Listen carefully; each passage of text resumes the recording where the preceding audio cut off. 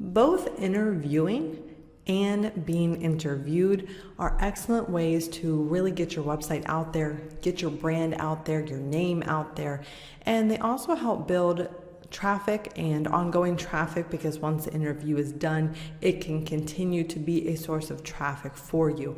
And it can also build social proof as well. So we'll talk about that in a second. But with interviewing, you can interview others that are relevant to your niche.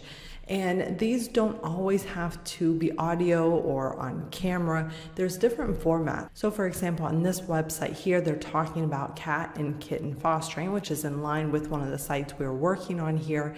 And you'll see that there are a series of questions here. So you can see there is an interview between Advocacy for Animals asking the questions and Foster John Bartlett, who is actually answering the questions. And this is simply a text interview. So this could have been transcribed from actual audio interview that they did, but AFA here could have actually sent these questions to John, and he could have emailed his responses, and there you have new content that you can easily promote.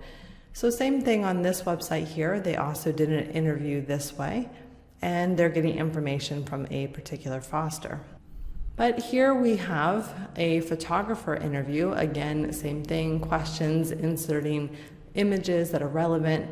And then lastly here, we actually have a video interview.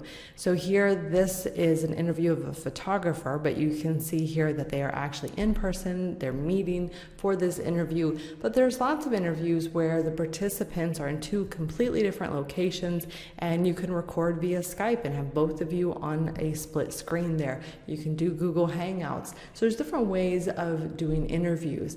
So when you are able to get your content out there, this again is another way to get in front of somebody else's audience. It allows you to produce content that isn't the standard article or a standard video, and it can appeal to different types of people.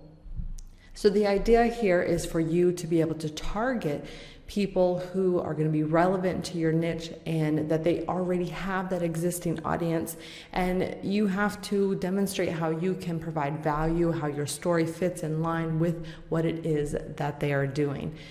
And there's always places like podcasts, and there's online shows, and there's different websites that are always looking for content they post on their site or on their shows that they want people to interview.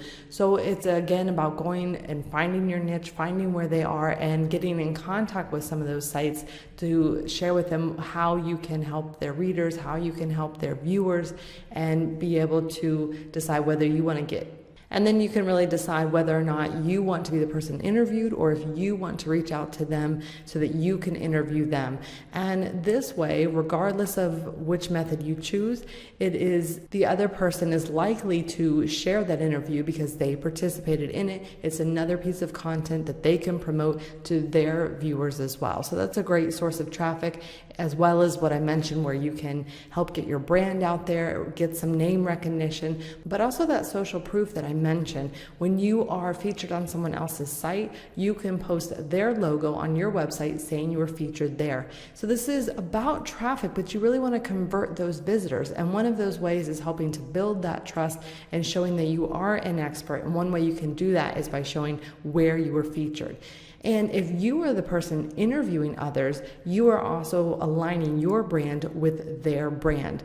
And that helps people see you on the same level as them. So regardless, there's different benefits here. Either way you do this, and this can be an excellent way to build traffic, build your name, and build social proof.